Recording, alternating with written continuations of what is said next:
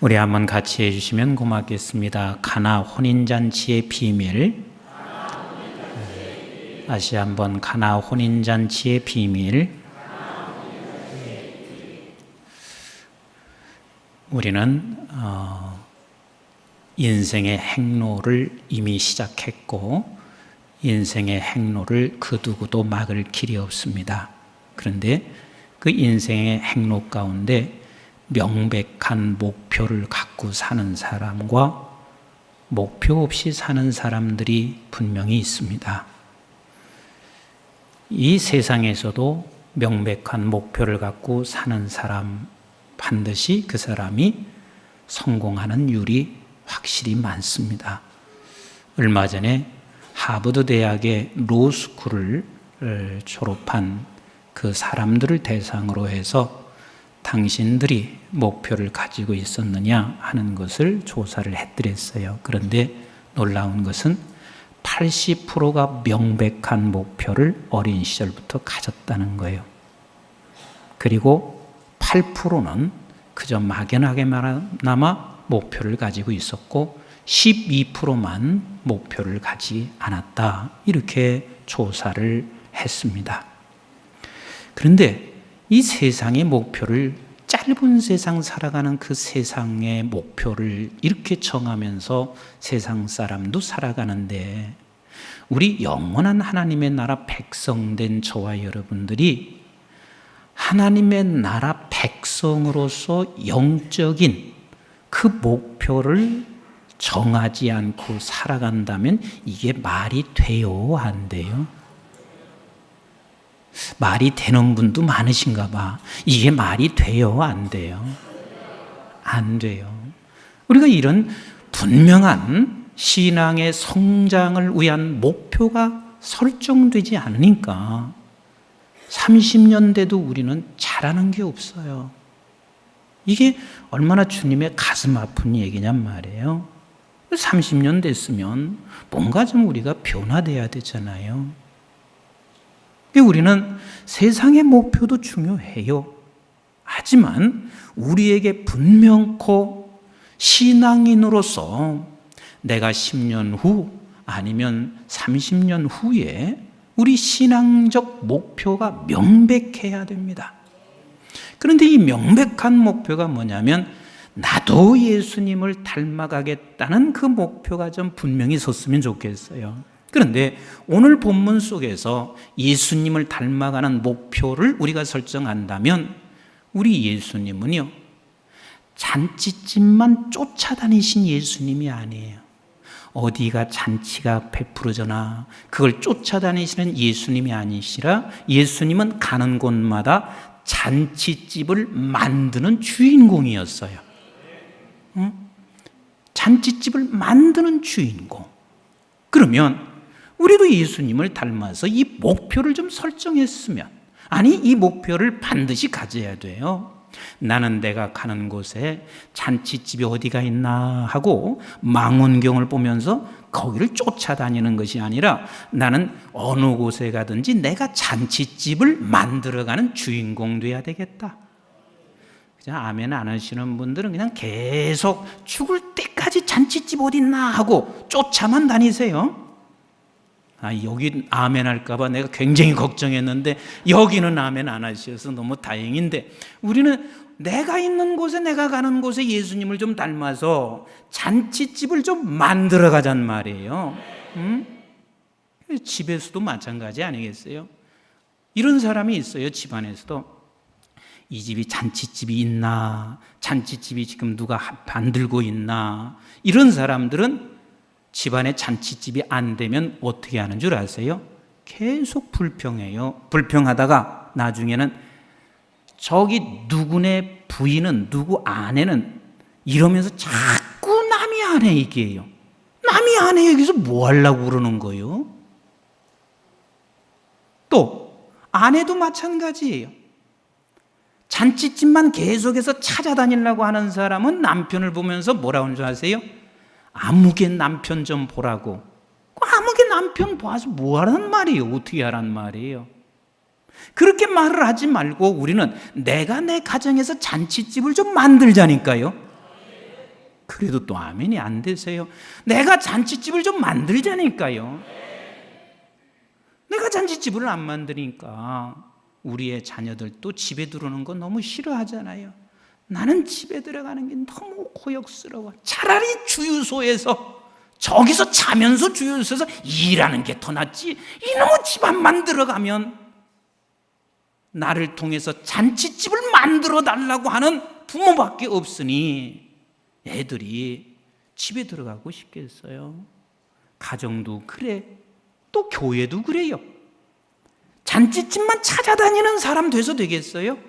어디가 잔치집이 있나 하고 그것만 날마다 찾아다니는 것이 아니라 이제는 우리의 목표가 설정돼야 되잖아요. 내가 교사로 들어가면 이 교사 선생님들, 내가 잔치집을 좀 만들어야 되겠다. 잔치집의 주인공이 돼야 되겠다. 미가엘 성가대 내가 만들어가면 여기가 잔치집이 돼야 되겠다. 어찌 아멘도 안 하실까? 미가엘 성가대, 내가 저기 들어가기만 하면 나는 이 성가대를 좀 잔치집을 만들어야 되겠다. 이것이 우리의 목표가 되잔 말이에요. 목표로 설정하잔 말이에요. 목사도 마찬가지예요. 당신이 스스로가 잔치집을 만드는 주인공의 목표가 돼야지, 잔치집만 찾아다니려고 목사가 이렇게 딱 되잖아요. 그러면 어떻게 되냐? 장로님들이 형편없다고 불평하기 시작해요. 또 왜 이렇게 우리 교인은 헌금도 안 해? 막 불평하기 시작해요. 왜 이렇게 우리 교회는 이런 사람이 없어? 저 교회는 이런 사람이 있어서 잔치집 되는 것 같은데, 그러면서 담임 목사도요, 입에서 나오는 게 다 불평밖에 없어요. 장로님 형편없고 성도 형편없고 막 그래요. 또 그런데 성도도 마찬가지예요. 잔치집만 찾아다니는 사람은 저놈의 목사가 왜 이렇게 잔치집을 못 만드나 하면서 목사에게 또 불평하고, 왜 장로님은 저렇게 잔치집을 못 만드나 그러면서 불평하고 이러면서 살아가게 돼요. 그런데 우리는 이제 어떻게 하자고요? 잔치집을 만들어가는 사람. 우리 한번 같이 합시다. 잔치집을 만들어가는 사람. 우리 교회가 잔치집을 좀 만들어가는 사람이 되십시다. 그런 교회가 되십시다. 아멘이신가요? 아멘이신가요? 직장에도 마찬가지요. 보통 잔치집을 찾아다니는 사람은 직장을 수백 번 옮겨야 돼요. 그러면서도 직장만 가면 불평밖에 없어요. 그런데 그 사람이 가면 잔치집을 만드는 사람이 있습니다. 만드는 사람이 있어요.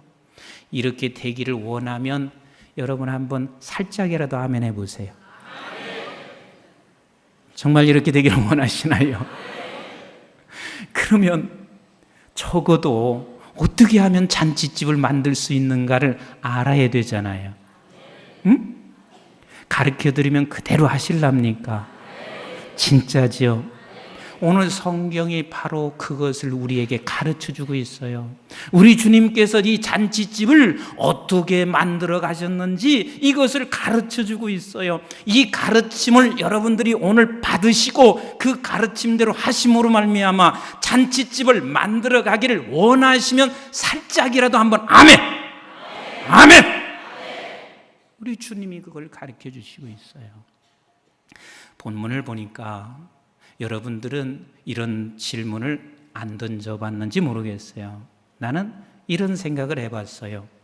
아니, 지금 예수님께서 사역을 딱 시작하면서 첫 번째 기적이 뭐예요? 오늘 본문이에요. 오늘 본문이에요. 이 첫 번째 기적을 가나 혼인잔치를 기적을 일으키셨어요. 언제든지 보면 첫 번째는요, 굉장히 의미가 깊고 소중해요. 아니 왜 수많은 기적 중에서 가나 혼인잔치를 첫 번째 기적을 베푸셨나? 여러분 우연이라고 생각하지 마세요. 길을 지나가다가 우연히 그 일을 하셨다고 생각하지 마세요. 무엇인가 이 첫 번째 기적을 일으키신 것은 주님께서는 의도가 있으셨고, 첫 번째 기적을 일으키신 것은 그만큼 소중했기 때문에 이 가나 혼인잔치를 첫 번째 기적으로 택하신 거예요. 그런데 그 첫 번째 기적을 또 왜 하필이면 술이냐? 왜 하필이면 술을 만들어내는 걸까? 응? 왜 술을 만들어내셨을까? 그러면서 술을 못 끊는 사람, 술 먹고 싶어 하는 사람은 여기를 대고 주님도 술을 만드셨대. 그러면서 아내가 여보 집사쯤 됐으면 술 안 먹어야 되잖아. 무슨 소리 하냐? 예수님이 술 만드신 걸 모르냐? 술을 만드셨을 때는 먹으라고 한 것이 아니냐? 이러면서 죽어도 안 끊으려고 하는 사람도 다른 교회는 많이 있대요. 왜 술을 만드셔서 이렇게 복잡하게 사람들 만들까?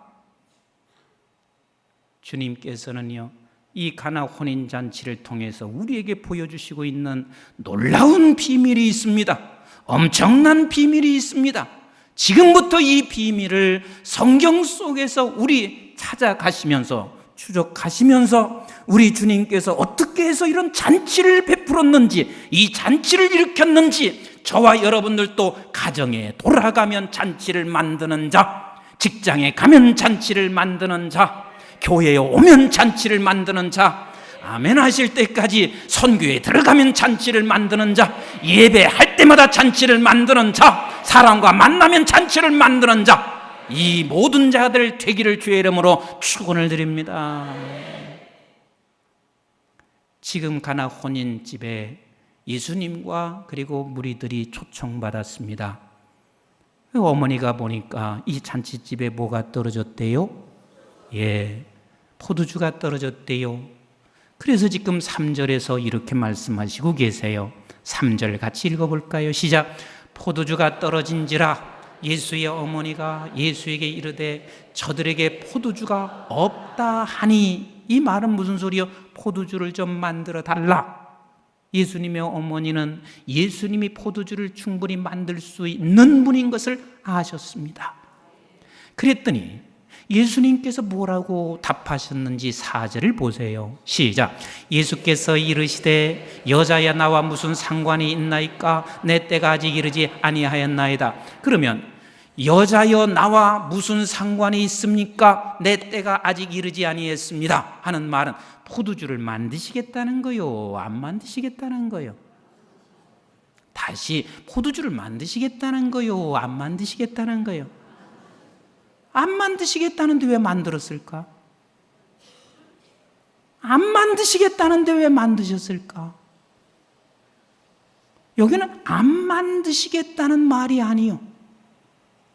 지금 여자여 나와 무슨 상관이 있습니까? 하는 말은 이 포도주를 만드는 사건이 나와 무슨 상관이 있습니까? 이 포도주를 만드는 사건이 왜 내가 만들어야 하는 그 이유가 무엇입니까? 하고 어머니에게 지금 묻고 있습니다. 나와 무슨 상관이 있습니까? 그러면서 주님이 말씀하시기를 내 때가 아직 이르지 아니했습니다. 그랬더니 내 때가 아직 이르지 아니했다 그렇게 말하니까 안 만들겠다는 거요? 만들겠다는 거요? 안 만들겠다는 말하고 같은 소리 아니에요. 그런데 만드셨잖아요. 그러면 여기서 지금 내 때가 무엇을, 어떤 때를 말하는가? 지금 포도주를 만드는 그 때를 지금 설명하고 있는 것인가? 아니거든요. 내 때가 아직 이르지 않았습니다. 자, 다시 제가 설명합니다. 어머니가 이 포도주를 좀 만들었으면 좋겠다. 포도주가 없다 그랬어요. 그랬더니 예수님이 말씀하시기를 여자야 나와 무슨 상관이 있습니까? 하는 말은 이 사건, 포도주를 만드는 것이 나와 무슨 상관이 있습니까? 아직 내 때가 이르지 않았습니다. 이 말을 지금 하고 있습니다. 그러니까 여기서는 이 때와 상관하는 것, 이 사건이 이 때와 이 상관이 지금 관계가 있는 거예요. 그러면 그 때가 지금 내 때가 이르지 않았습니다 하는 말을 포도주를 만드는 때가 이르지 않았다 그 말을 하는 게 아니에요. 그러면 이거 내 때가 이르지 않았습니다 하는 그 때가 무엇일까? 이것을 찾아내야 돼요. 한번 요한복음 7장 30절을 보세요. 자, 같이 읽습니다. 시작. 그들이 예수를 잡고자 하나 손을 대는 자가 없으니 이는 그의 때가 아직 이르지 아니하였음이라 그랬어요. 그 때가 아직 이르지 아니하였음이라. 그때. 그 다음에 요한복음 8장 20절을 한번 보세요. 시작. 이 말씀은 성전에서 가르치실 때에 헌금함에서 하셨으나 잡는 사람이 없으니 이는 그의 때가 아직 이르지 아니하였음이라 그랬습니다. 거기서 그의 때가 아직 이르지 아니했습니다 그랬어요. 또 보세요. 요한복음 16장 32절을 보세요. 16장 32절 시작. 보라, 너희가 다 각각 제 곳으로 흩어지고 나를 혼자 둘 때가 오나니 벌써 왔도다. 그러나 내가 혼자 있는 것이 아니라 아버지께서 나와 함께 계시느니라. 혼자 둘 때가 왔다. 그러면 지금 여기서 우리가 본 그 때가 아직 이르지 않았습니다. 아직 때가 이르지 않았습니다. 혼자 둘 때가 왔습니다. 그 때가 언제요? 그때가 언제? 이 때가 지금 언제를 가리켜서 말하는 거예요? 언제? 십자가를 칠 때를 말하고 있어요. 뭘 할 때? 십자가를 칠 때를 지금 말하고 있는 거라니까요. 십자가를 칠 때. 십자가를 칠 때. 다시 말하면 여기서 여자여 나와 무슨 상관이 있습니까? 아직 내게 때가 이르지 않았다, 아직 되지 않았다 하는 말은 이 상관이 있는 일인데 이게 뭐냐면 십자가의 때가 되지 않았습니다. 그러면 이 사건 속에서 십자가의 때와 같이 맞춰지기를 원하고 계신 주님이세요. 이건 분명히 십자가의 때가 지금 오고 있는 것인데 이 사건은 십자가와 연결이 되어야 한다고 말입니다. 그러면 그 십자가의 때가 어떤 때인 줄 아세요? 우리 한번 요한복음 12장 23절 보세요. 시작. 예수께서 대답하여 이르시되 인자가 영광을 얻을 때가 왔도다. 그 영광을 얻을 때 그게 언제일까요? 십자가의 때가 영광을 얻을 때란 말이에요. 또 한 번 보세요. 요한복음 12장 27절로 28절 시작. 지금 내 마음이 괴로우니 무슨 말을 하리요? 아버지여 나를 구원하여 이 때를 면하게 하여 주옵소서. 이 때가 언제죠? 십자가의 때요. 그러나 내가 이를 위하여 이 때에 왔나이다. 이것 때문에 주님이 오셨다는 거예요. 28절 시작. 아버지여 아버지의 이름을 영광스럽게 하옵소서 하시니 이에 하늘에서 소리가 나서 이르되 내가 이미 영광스럽게 하였고 또다시 영광스럽게 하리라 하시니라. 아니 예수님이 지금 이 십자가의 때를 생각하고 거기에 맞춰 가시는 그 주님은 이미 하나님께서는 영광스럽게 됐다. 다시 말하면 십자가의 때가 뭐라는 얘기요? 영광스러운 때란 말이에요. 영광을 얻을 때란 말이에요. 한 군데만 더 보실까요? 요한복음 17장 1절을 한번 보세요. 시작. 예수께서 이 말씀을 하시고 눈을 들어 하늘을 우러러 이르시되 아버지여 때가 이르렀사오니. 이 때가 이르는 게 언제요? 십자가의 때란 말이에요. 때가 이르렀사오니 아들을 영화롭게 하사 아들로 아버지를 영화롭게 하게 하옵소서 그랬습니다. 그러면 여러분 십자가의 때는 곧 무슨 때요? 영광의 때. 같이 합시다. 십자가의 때가 영광의 때다. 십자가의 때가 영광의 때고 십자가의 때가 곧 우리가 잔치하는 때라 그 말입니다. 그러면 여기서 지금 어머니에게 예수님이 이렇게 말을 한 거예요. 어머니, 이게 무슨 나와 상관이 있습니까? 이게 무슨 나와 상관이 있습니까? 내 때가 아직 이르지 않았습니다. 이걸 질문한 거예요. 이게 무슨 나와 상관이 있습니까? 내 때가 아직 이르지 않았습니다. 그러면 어머니는 그거에 대한 답을 해야 되잖아요. 맞았어요? 틀렸어요? 맞아요? 틀려요? 답을 해야 되잖아요. 그러면 그 답이 무엇인가? 5절을 같이 읽어보세요. 시작. 그의 어머니가 하인들에게 이르되 너에게 무슨 말씀을 하시든지 그대로 하라 하니라. 이게 무슨 소리냐면 상관이 있어요. 그 상관은 뭐가 상관이냐면 그 상관이 바로 십자가의 때인데, 그 십자가의 때가 뭐냐면 순종하는 것이라는 거예요.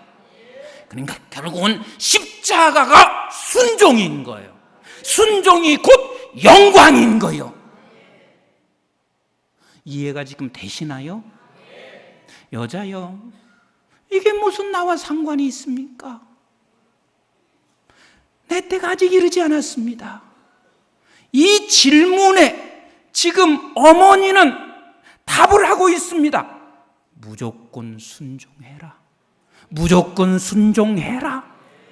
다시 말하면 이 때는 순종이 곧 십자가를 지는 것이고, 그것이 곧 영광이고, 그것이 곧 잔치하는 집이 되는 것이고, 결국은 모든 사건 속에서 십자가를 짊어지고 가는 거예요. 그러니까 십자가가 곧 다른 게 아니라 하나님이 지금 내게 말씀하시는 것이 순종하는 것이, 그게 십자가예요. 어떤 분들은 가끔 그래요. 우리 시어머니가 십자가래. 무슨 시어머니가 십자가예요? 아니에요. 좀 잘 알고 사셔야 돼요. 왜 시어머니가 십자가예요? 그럼 시어머니가 십자가가 아니고 뭐냐? 시어머님이 계세요. 그러면 우리의 십자가는 뭐냐면, 어머님 사시면 얼마나 사실까? 내가 어머님에게 순종하고 어머님 사랑해드리고 공경하는 거, 시어머니 있는 것 그 자체가 십자가가 아니라, 내가 하나님께서 우리에게 말씀하셨어요. 어떻게? 공경해라, 사랑해라. 이게 십자가라니까요. 응? 공경하고 사랑하는 게 십자가란 말이에요. 그런데 그것을, 십자가를 내가 순종하는 때 그 짐을 지는 것이고, 그러면 반드시 어떻게 되냐면 영광의 때라는 거예요. 그게 영광의 때라는 거예요. 그게 바로 잔치집을 만들어가는 사람이라 그 말입니다. 그러면 한번 보세요. 정말 이 사람들이 지금 이게 순종하기가 어디 쉬운 것인가? 한번 좀 성경을 계속 보자고요. 6절 한번 읽어보세요. 6절 시작. 거기에 유대인의 정결 예식을 따라 두세 통 드는 동항아리 6이 놓여 있는지라 그랬습니다. 그러니까 지금 어머니는 하인들에게 예수님이 뭐라고 시키든지 그냥 무조건 너희들은 순종해라. 그래야 이게 뭔가 상관이 있는 일이 되는 거예요. 여기서 십자가와 상관이 있는 일이 되는 거예요. 무조건 순종해라. 그랬더니 이 대여섯 통 들어가는 항아리가 지금 있어요. 그 있는 이유가 왜 그러냐면, 혼인집에 들어가려면 반드시 우리가 손이나 발을 씻고 들어가야 돼. 거룩한 곳이기 때문에. 그래서 지금 물이 잔뜩 있어야 돼요. 그러니까 예수님이 그 항아리에 무엇을 하라고 했냐면, 7절 같이 읽어봐요. 시작. 예수께서 그들에게 이르시되 항아리에 물을 채우라 하신즉 아기까지 채우니. 자, 여러분, 여기까지는 우리가 할 수 있을까요, 없을까요? 할 수 있죠. 왜? 이해가 되는 부분이에요. 납득이 되는 부분이에요. 왜? 물이 거기 떨어지면 안 되거든요. 반드시 있어야 되거든요. 혼인집에 들으면 이 정결 예식에 참여하는 사람이면 물이 반드시 있어서 씻고 들어야 된단 말이에요. 그러니까 누구든지 납득할 수 있어요. 그래서 납득이 되니까 그 말은 순종할 수 있어요, 없어요? 그런데 다음이 어려운 거예요. 다음이 8절 한번 같이 읽어보세요. 8절 시작. 이제는 떠서 연회장에게 갖다 주라 하심에 갖다 주었더니 그랬습니다. 이것을 세상에 떠서 연회장에 갖다 주라는 거예요. 이건 납득이 돼야 안 돼요? 꼭 납득되는 것처럼 얘기하시네. 납득이 돼야 안 돼요? 안 되지, 안 되지. 세상에 지금 금방 내가 물을 갖다 떠서 주었어요.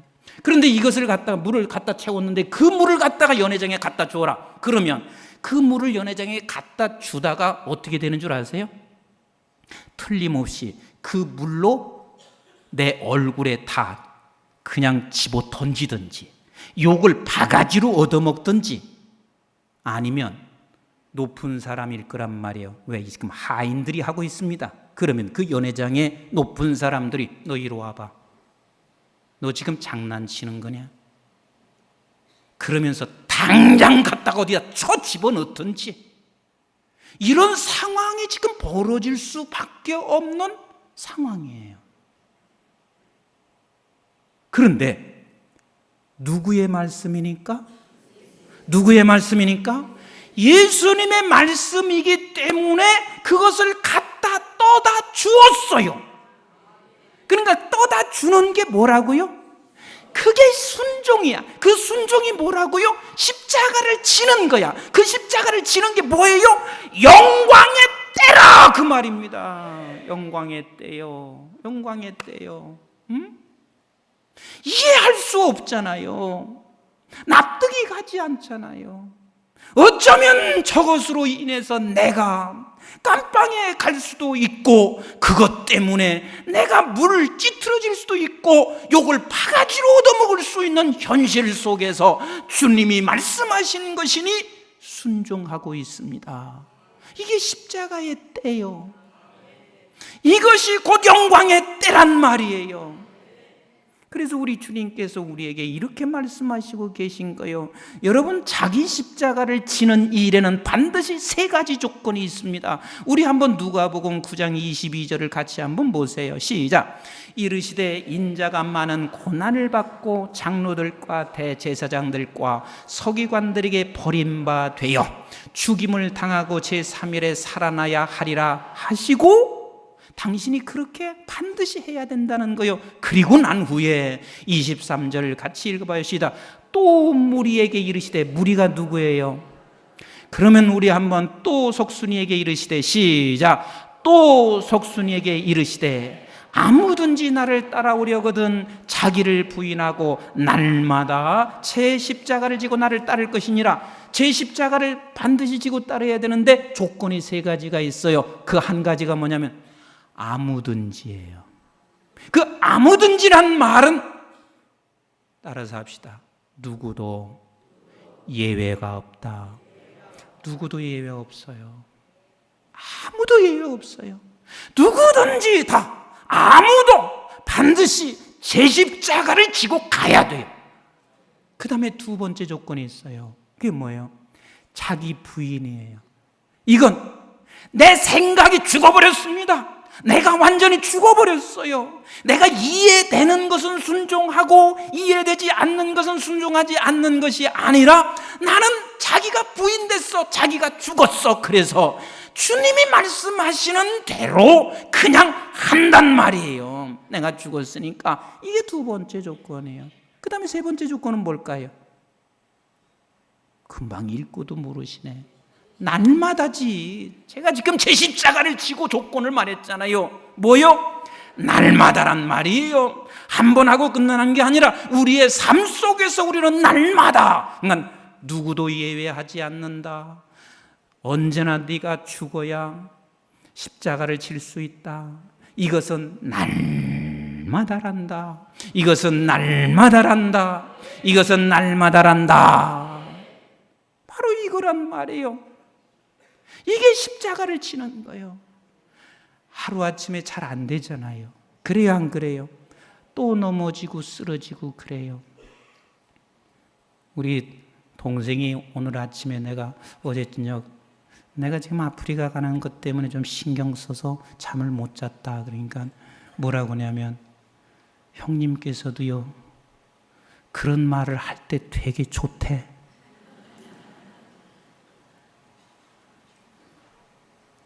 나도 그런다니까요.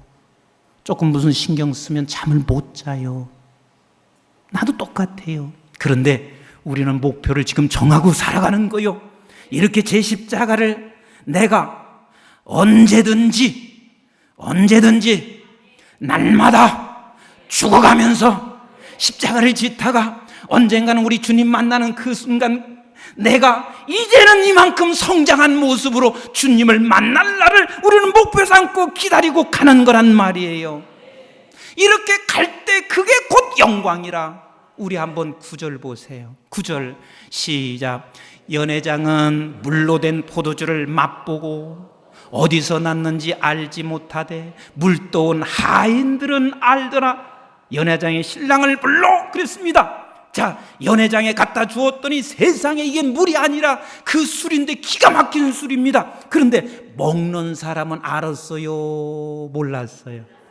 그러니까 잔치만 쫓아다니는 사람은 몰라. 그 영광을 몰라. 그런데 순종하는 잔치를 만드는 그 사람은 알았어요, 몰랐어요? 어디서 왔는지를 알았습니다. 어떻게 됐는지를 알았습니다.